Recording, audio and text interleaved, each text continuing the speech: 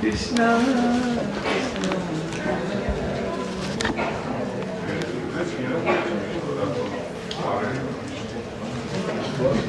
Hare Rama, Hare Rama.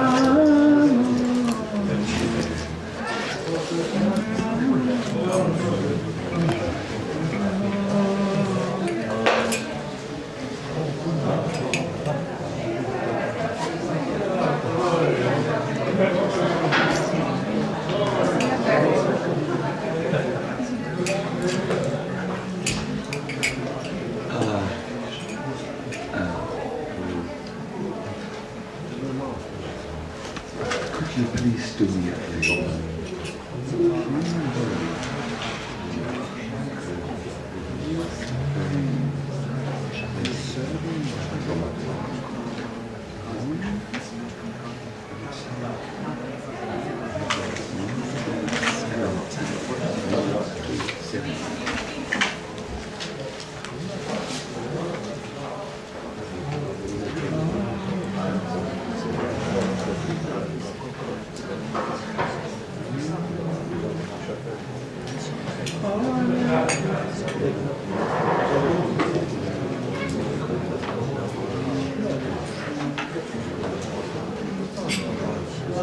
Hare Krishna, one moment.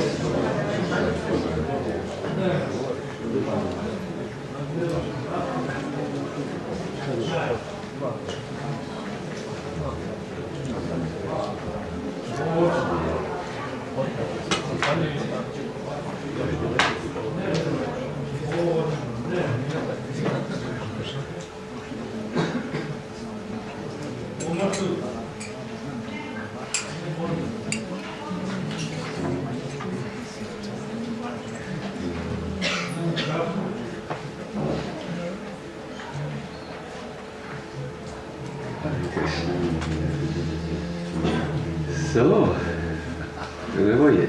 Ready?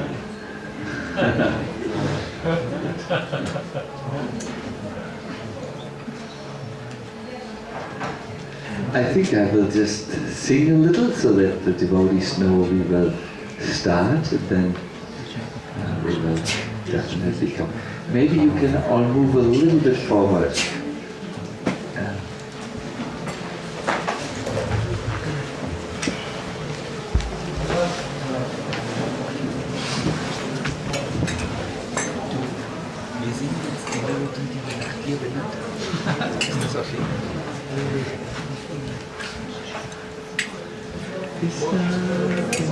Yeah, it's very good.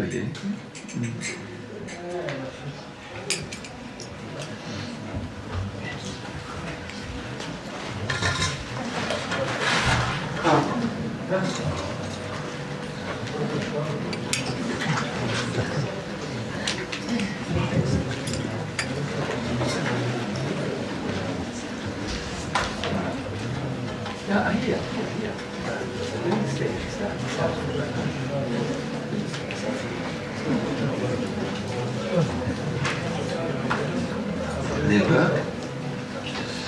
Hare Krishna. I want to affectionately greet you. I also have to say, those of you who need to talk, this is an essential need, especially in Southeast Europe. But please don't fulfill it here, but outside. I would like to continue where we left off yesterday. We heard that the Srimad Bhagavatam was composed. This is a special literary composition. It was composed after Vyasadeva had to go through a deep series of questioning. He had finished writing the Vedic literature but felt dissatisfied with his writing. Only Narada Muni, his guru, could point out to him why he was so frustrated inside after this masterpiece. And he had heard from Narada Muni that he had forgotten to base everything on the glories of the Supreme Personality of Godhead. But that was theoretical understanding. Before he could sit down and write the Bhagavatam, he needed a revelation, and this he got a little later when he sat down at the banks of the Saraswati and actually could identify four subjects. He saw the Lord, about whom he was supposed to write. He saw the living entity. He saw what was between the Lord and the living entity. What? Maya, correct. And he saw also what was necessary to come over this obstacle of Maya. And that was to develop bhakti by hearing about Krishna, mostly by hearing. So he then knew, I have to now prepare the bhakti medicine and the Bhagavatam, and he wrote this down. It said, after his mature realization, it's not a theoretical scripture, it happened after a deep, deep, deep spiritual insight. We ended yesterday, and so the Bhagavatam claims that it's the supreme fruit of all Vedic scriptures. When you go to a tree and you are thirsty, you don't go to the wood. You also don't eat the leaves. What you do is you go for the fruit, the juicy fruit. And this is the Vedic, this is the Bhagavatam. It's a scripture full of rasa, that is the taste which comes when you, the juicy taste which comes when you feel your relationship with Krishna.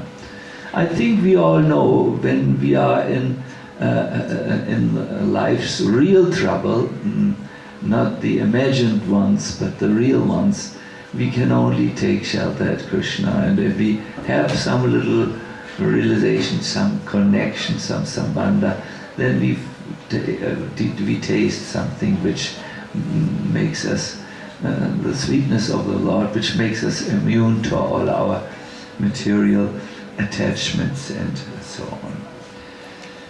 So the Bhagavatam, in order to deliver the fruit to the reader, however, must be read in a special way. Many of the devotees here have given up reading regularly the Bhagavatam because they couldn't taste the juice. They chewed on the wood of the tree of Vedic literature. They come and say to me, "Oh Maharaj, when I read the 5th canto, where is the juice, please?" Or when I read calculating time from the atom, or the different accounts about the creation. This is a typical question asked in modern times by the reader of the Bhagavatam who was not able to read, to extract the juice when reading. He has remained a bee who licks at the honey glass but cannot enter the sweetness of the glass. And that sweetness of the Bhagavatam is only there in Bhakti. You must know that the Bhakti or the Bhagavatam breaks totally with Vedic tradition by entering into something which we could, with Radhika Raman and Krishna Chaitra Maharaj have described to be a role reversal. In the Vedic scriptures, there is always a line of authority, and the parents are always higher than the sons and the daughters. Not so in the Bhagavatam. A little child, Prahlad Maharaj, of a little bit more than 5 years of age, instructs his father, who is not only his social authority, the father, or genealogical authority, he is also the head of the government. He calls his father, O best of the demons. Of course, they are from an Asura race, and it's all right to call someone by his family name, but he means you're a fool because you see friends and enemies. You cannot see that everyone is the same. The son becomes the instructor. Another role reversal. That animals are always seen as dumb and foolish. Not so in the Bhagavatam. When we find Gajendra, the elephant, explaining the choicest prayers which are taken up in the Bhagavatam as role models for praying. Now I come to women are always inferior to men. That was attempted in the Hare Krishna movement. It didn't work, but in modern times. But in the Vedic times, you can't believe how much subordinate the wife was to the man. There is this natural hierarchy of authority in the old times, and women were like this. Not so in the Bhagavatam. In the Bhagavatam, we find the wives of the Brahmanas, the Yajnapatis, defying their husbands because they take the food which was meant for the yajna, for the devatas.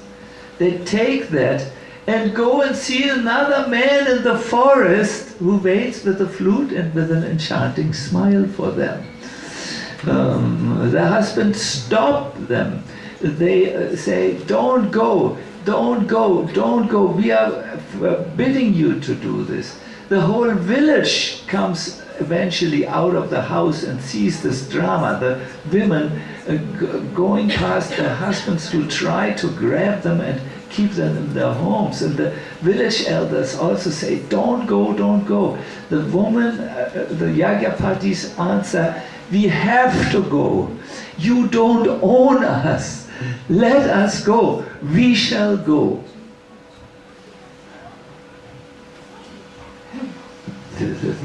And when they come home, they are glorified. Why this role reversal? Why does a boy become a teacher? Why does an elephant become the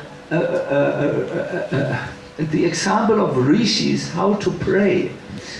Why do women get out of their social roles and defy, deny their husbands and go to meet? Why? On the basis of bhakti, this takes place. Prahlad Maharaj is a bhakta who tells his father the bhakti perspective on life. Gajendra, the elephant, is captured by the divine bhakti shakti, and all of a sudden, although he is an elephant, he speaks the language of the devatas, the yajnapatis, the women, are going to see Krishna in the forest and offer him the food. They do archanam. So this is the speciality of bhakti. Bhakti breaks the old tradition. Bhakti goes into another realm, and the Bhagavatam does this. I'm reminded of a story from the Bible. It happens to be the favorite story of our present Pope, the Francesco Pope. Is he called Francesco? Francis. Sorry, Francis. Jesus broke also the Old Testament. This is clear. When a woman is found to have done adultery, do you know what adultery is? She has left her husband to see a lover in the night. Yeah.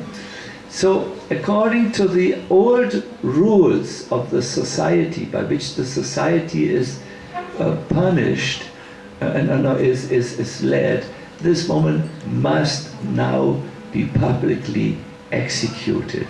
So she's brought on the marketplace. The men take stones and are ready to now stone her.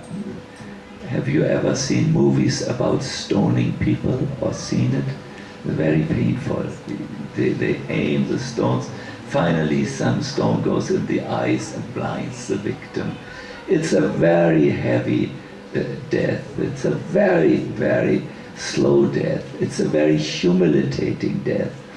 So the men are already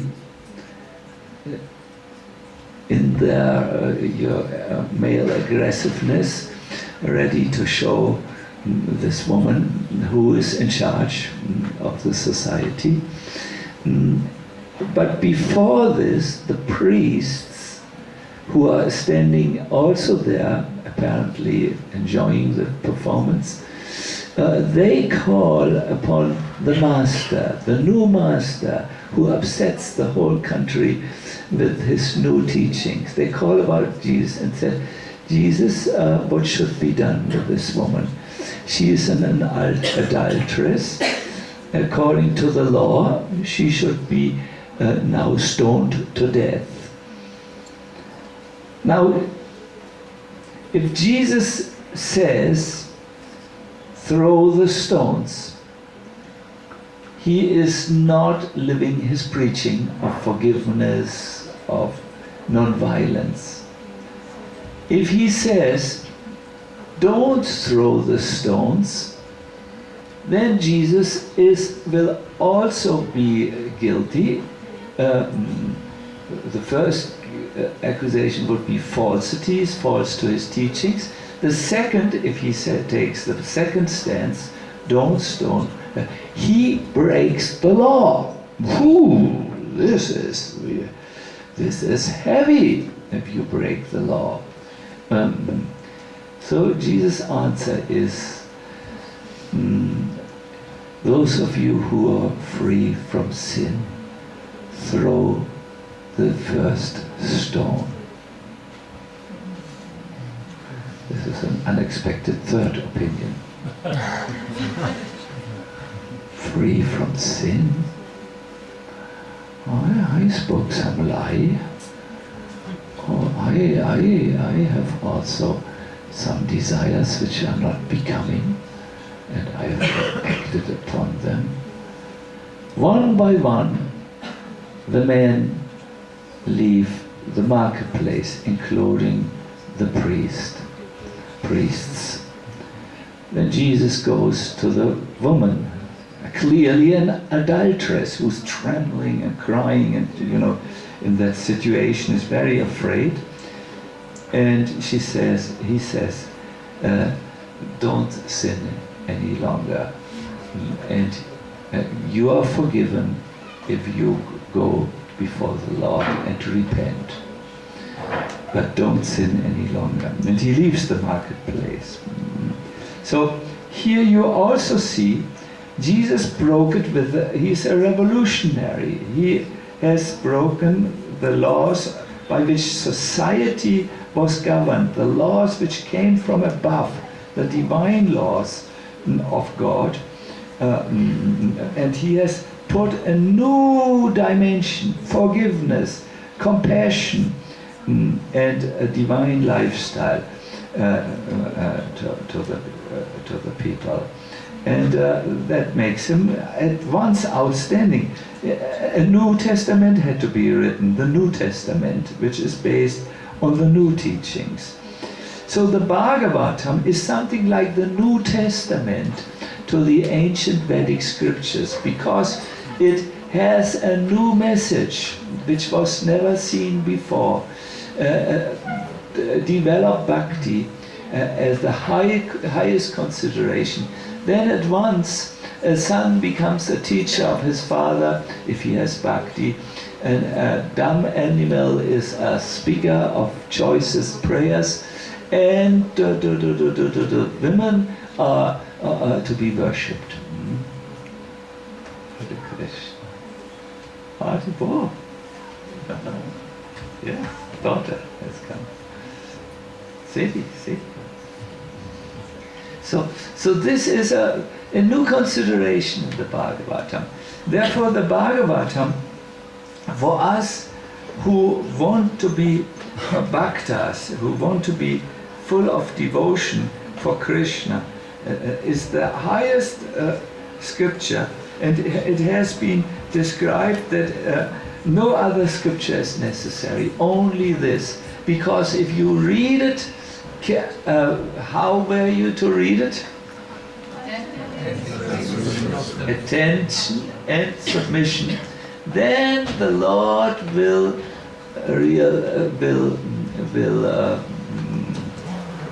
very soon manifest in your heart.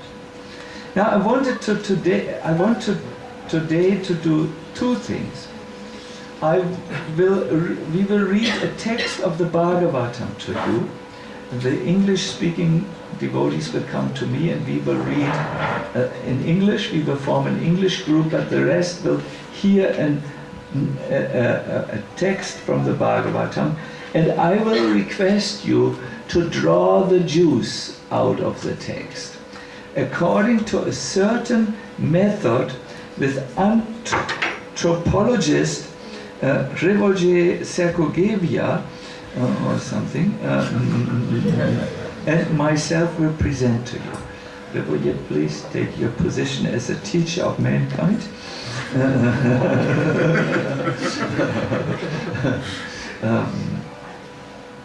There is an old technique, if you so want, or method through which we can read and understand a text and get the nectar out of it. The first part is Shravanam. Please write it in one word. When you do Shravanam, you read the text, and especially when you read a spiritual text, you read it with the intention to be touched in your heart and transformed.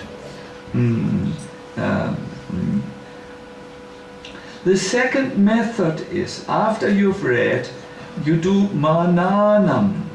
Mananam. Long A. Yes, you are an anthropologist.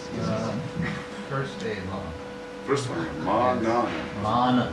Oh, fine, fine. Not Yeah. the second one. Not the second. Here is a scholar even, so we are in good company here. Mananam. Yes. You have to reflect about what you have read. This is my little problem with the Bhagavatam lectures, which sometimes, I attend and my own lectures are not better.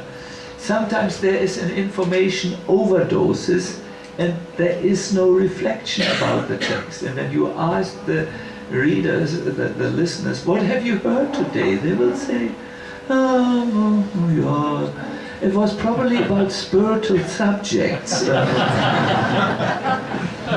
I can guarantee you, if I would ask you what Krishna Chaitra Maharaj has talked today, only maybe 0.2% would give me an answer which is satisfying to the heart. I always take notes, so I'm in a better position, just in case someone would ask. I would say, wait a minute, I have my notes. It's a little cheating. Let me... No, I do remember actually everything. You must think about what you have read. You must see if there was a point which touched you and about which you want to think a little bit more and explore the point from different varieties of angles and so on. And finally, you must do something which is called nididhyasanam. Nididhyasanam. It means actually, nidhi means deep as far as I know, and dhyasana means meditate. You must deeply meditate about the subject matter. Now, in our tradition, this can also mean you can act or engage with the text in practical life, which will force you to meditate. This is the classic Upanishadic tradition of understanding anything. The Vaishnavas add a fourth point to it. It is Vandanam. You must pray to the Lord to give you some realization. I would now like to give you an analogy, which maybe you can write with a red pen. Shravanam, or hearing a text, can be compared to taking food and bringing it to the mouth. Bring to mouth. Should I write this?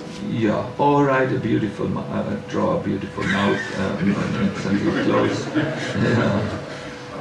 Bring to mouth. Yes, bring to mouth. In Sipska or Vitska or what it is here. The second mananam is something like reflecting about it, is like chewing the food, engaging with it. You know, when you have the pizza outside your mouth, it's already of inspirational value, that is true, but not so nourishing. You need to bring it in the mouth. Then there is, and chew it. Then there is a greater taste. There's taste all of a sudden, not just inspiration. But then comes nididhasan, or deep contemplation or practice. It means to swallow the thing. Wow! And when you have something ingested in you, it can release its medical powers, it can release its neutral powers. All the powers of a food, good food stuff, become only released in your life once you have swallowed it. In the same way, it is in spiritual knowledge. If you only hear about it, or only theoretically think and argue about it, best not on internet, it has little value for you. It is like food which you have only brought to the mouth, or which you keep in the mouth for taste.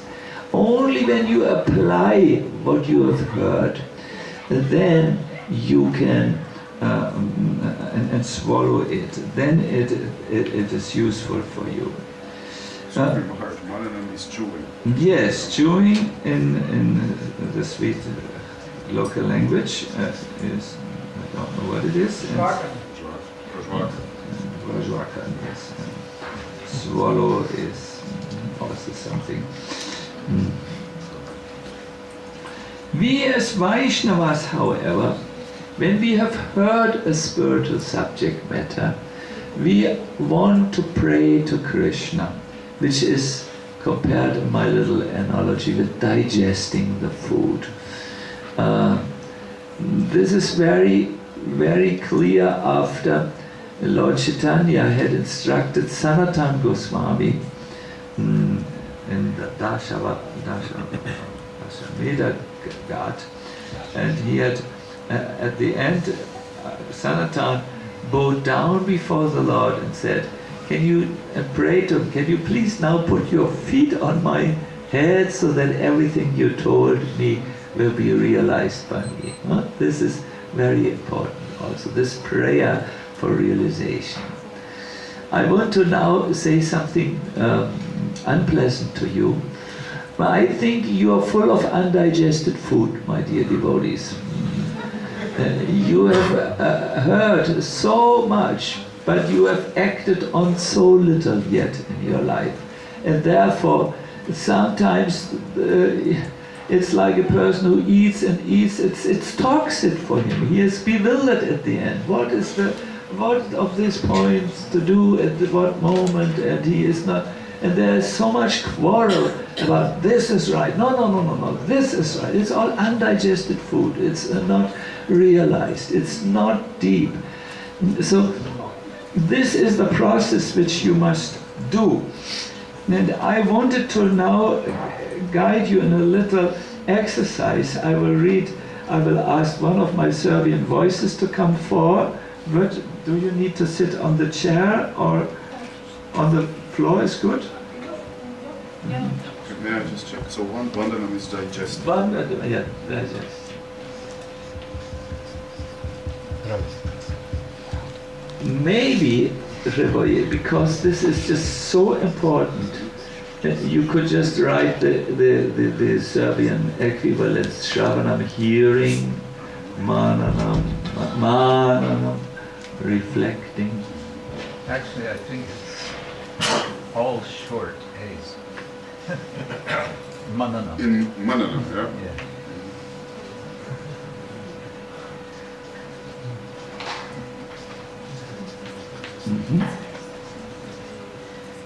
So, Shravanam, hearing, because you will now have to do this, my dear devotees. How would you say It is deep contemplation or application.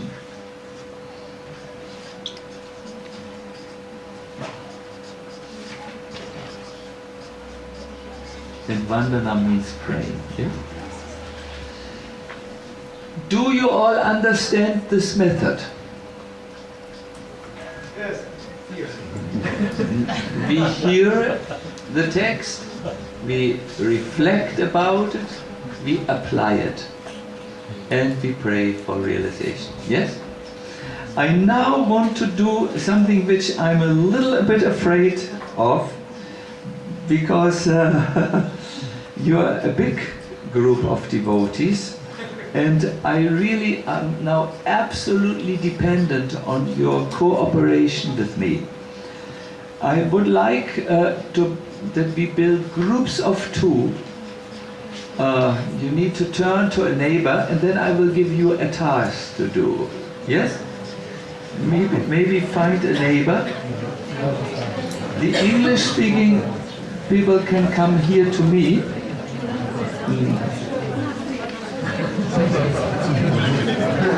No, thank you.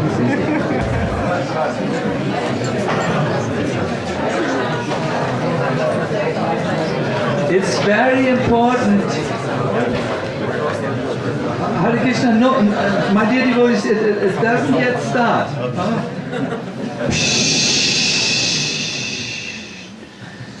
Your work has not yet started. You are talking already, but this is not talking. You will have to work a little hard. So who has not yet found a neighbor? Raise your hand. So then have you looked around? There is someone.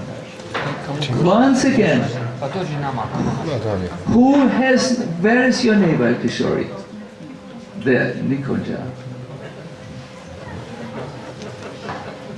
Has everyone found a neighbor?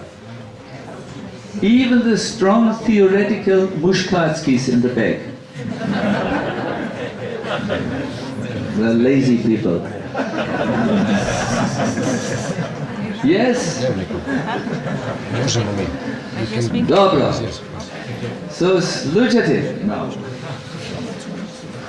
Radha Kripa will read to you very slowly and very clearly a sacred text. Your duty will be to listen, to briefly reflect about what you have heard, number 2, and then turn to your neighbor and tell your neighbor how you can apply the text so that you can really enter the secret of the text and access the rasa, the taste. Who of you has not understood your task? Is it possible to take some notes or without notes? It is possible. Oh, it's very good. Jirapashanta, you are a thinking entity. It's good to take notes. It's very good to take notes as Radha Kripa reads. Very good. And those who are not accustomed to taking notes, no problem. You need to hear with your intelligence. Because you will have to tell your neighbor what you have realized about the text and how you can apply it in your life, right? And if you don't listen and have nothing to say, your neighbor will tell me later how much you are intelligent. Hare Krishna. Putting a little pressure here. Shalom say, shalom say, shalom say. Once again, is the task clear? We will now listen to the text so concentrated as if our life depends on it. We will take notes or mental notes of something which strikes us. How do we say which strikes us? It touches us. Yeah? Then we will turn to our neighbor and tell our neighbor how we could apply this. Best is not to talk theoretically, but practically. And we have taken a very juicy text. It is very good, you will see. Yeah? Okay, so sit properly.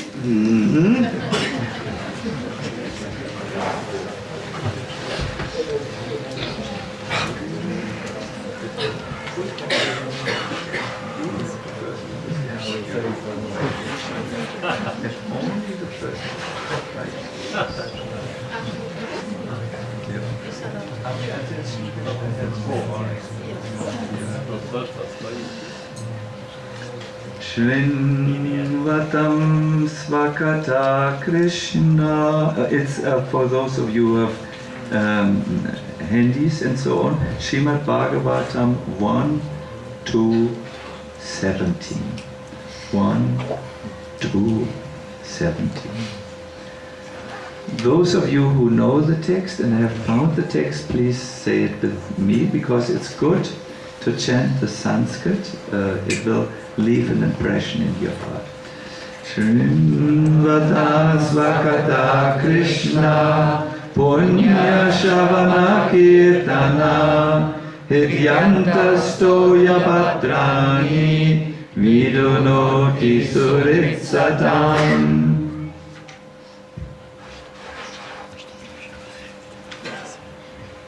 Šri Krishna, božanska osoba, Paramatma u srcu svih živih bića i dobročinitelj iskrenog bhakta, pročišćava od želje za materijalnim uživanjem srce bhakte, koji je razvio žarku želju za slušanjem njegovih poruka, koje su same po sebi besprekorne kada se pravilno slušaju i pevaju. Smisao. Poruke božanske osobe Šri Krishna ne razlikuju se od njega samog. Kad god slušamo o Bogu i slavimo ga, ne čineći uvrede, trebamo znati da je Šri Krishna prisutan u obliku transcendentalnog zvuka, koji je isto tako moćan kao i sam Gospodin. Šri Chaitanya Mahaprabhu u svojoj Šikšaštaki jasno izjavljuje da Gospodinovo sveto ime posjeduje sve Gospodinove moći i da je Gospodin svoja nebrojena imena obdario isto moći. Nema strogo određenog vremena, već svako može pevati sveto ime s pozornošću i poštovanjem kad god mu odgovara. Gospodin je toliko ljubazan prema nama da se može lično pojaviti pred nama u obliku transcendentalnog zvuka, ali nažalost mi nemamo ukus za slušanje i za slavljenje Gospodinovih imena i dela. Već smo govorili o razvijanju ukusa za slušanje i za pevanje svetog zvuka, koji se razvija kada služimo Gospodinovog čistog bhaktu. Gospodin uzvraća svojim bhaktama srazmjerno njihovoj predanosti. Kada vidi da ga bhakta potpuno iskreno i čisto želi služiti, da čezne slušati o njemu, Gospodin ga unutar srca vodi na taj način da mu se bhakta može lako vratiti. Gospodin više od nas samih želi da se mi vratimo u njegovo carstvo. Većina nas se ne želi vratiti, ali svakome ko to želi, Šri Krishna pomaže na svaki način. Now your task is to reflect about what you have heard. What has touched you? And then turn to your neighbor and discuss with them how you can apply this in your daily life. Please start now to think, and after a short time, it will take a minute or so, half a minute, you can already share with your neighbor. Start now.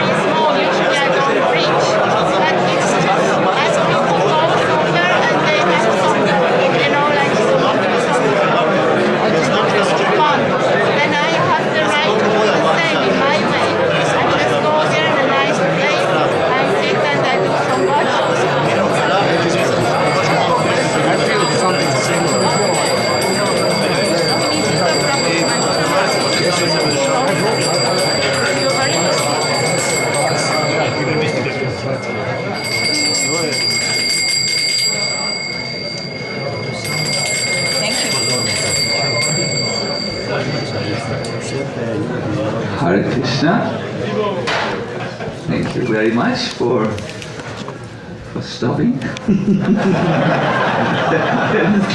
It's not so easy, you know. In the summer camp, it's almost when the devotees talk, it's like one train which goes, and it's very difficult to stop. My dear devotees,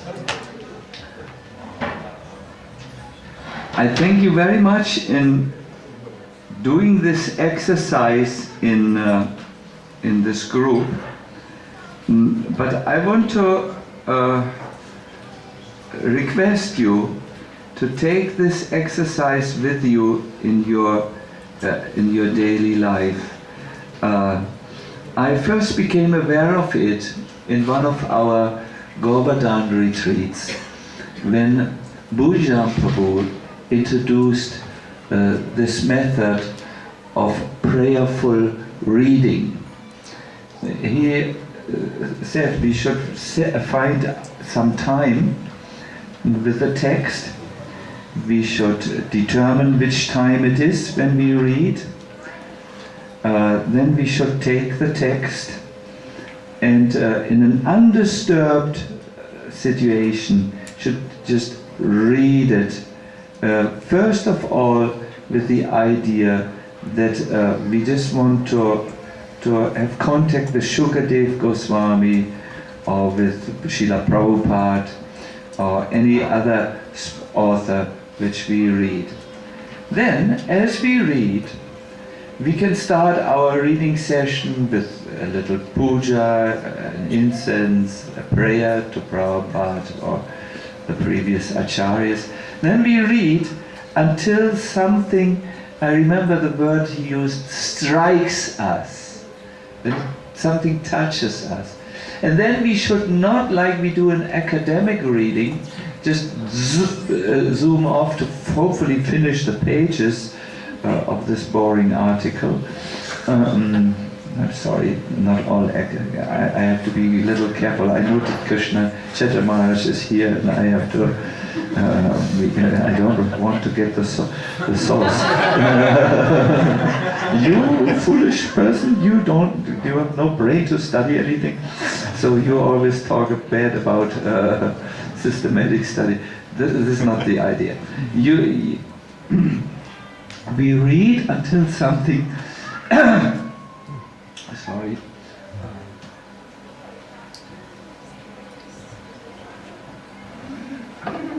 Strikes us, touches us, and then we stop. We don't continue, but we start to reflect, we think about it, we bring it into a different part of the brain.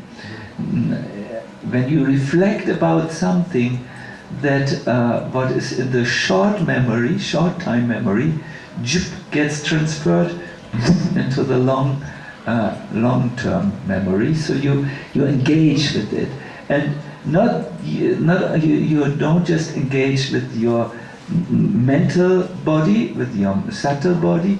You engage finally with your entire body.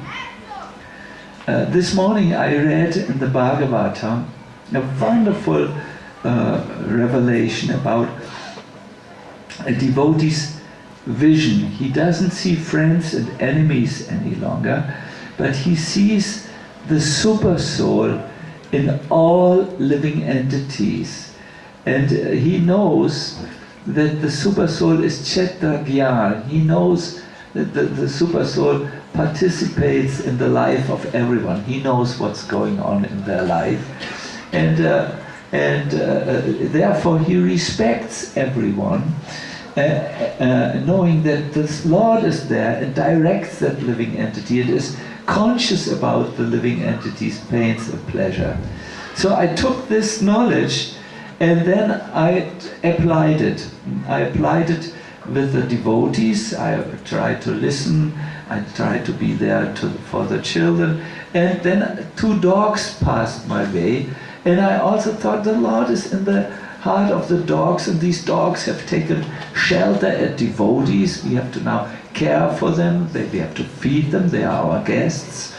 We have to be respectful. And as I applied this, I developed a very spiritual vision of how everywhere the Lord is, and I became very happy.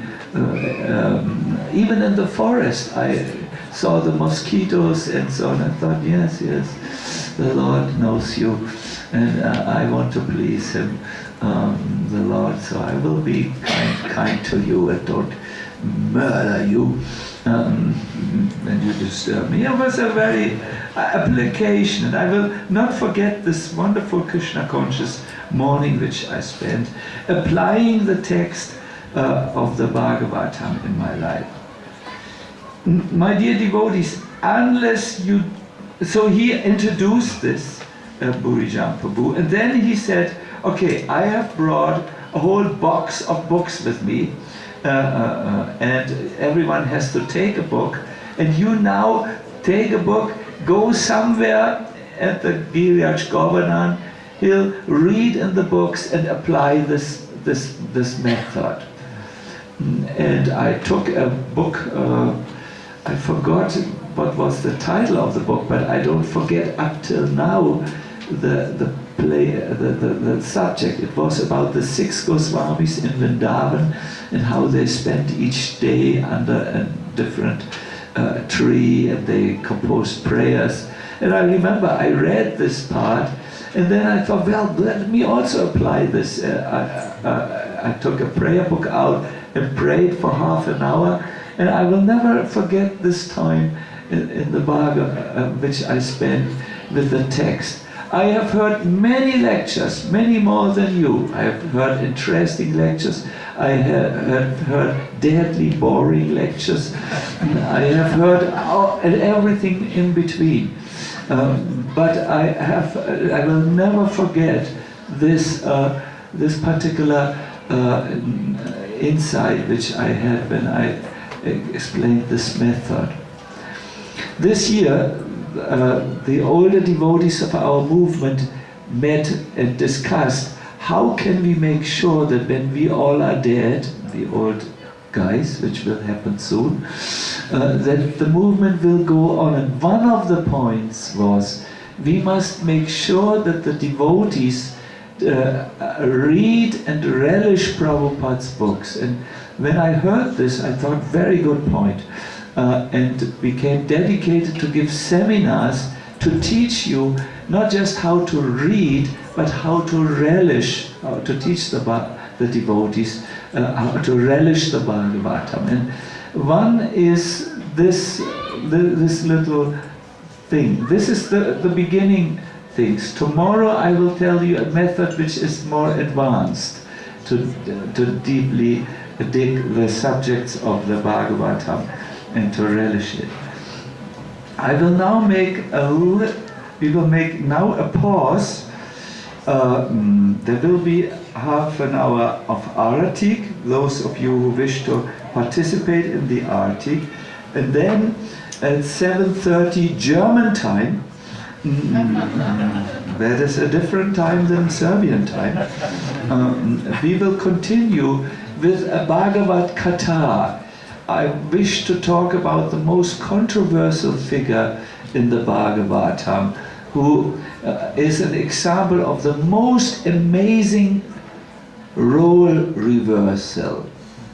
It's the Mahabhagavat Vritasura, is the great devotee who is taken birth in the form of really an asura. Your hairs. I mean, pregnant mothers cannot take part in one part of the katha. It's so wild what Vritasura does. So I wanted to then show how bhakti, the main message of the Bhagavatam, shines forth so brilliantly, especially in this role reversal, where a demon becomes the greatest devotee all of a sudden. And I want to start at 7:30 with this. It will be not so long, it will be half an hour or so, but those of you who wish to see how to apply this method more, I will try to give a very enlivening katha of the Bhagavatam. So for now, I thank you very much for taking part so far. If some of you are note takers or some of you are interested in Krishna consciousness, you can make a photo. This is written by an anthropologist who is, after all, we have to be very respectful. He knows everything. So we can make a photo with a mobile telephone, or we can write it down and then apply it. That's my point. And you will see your life will be you will have a revolution in your life. Thank you so much. Hare Krishna. Hare Krishna.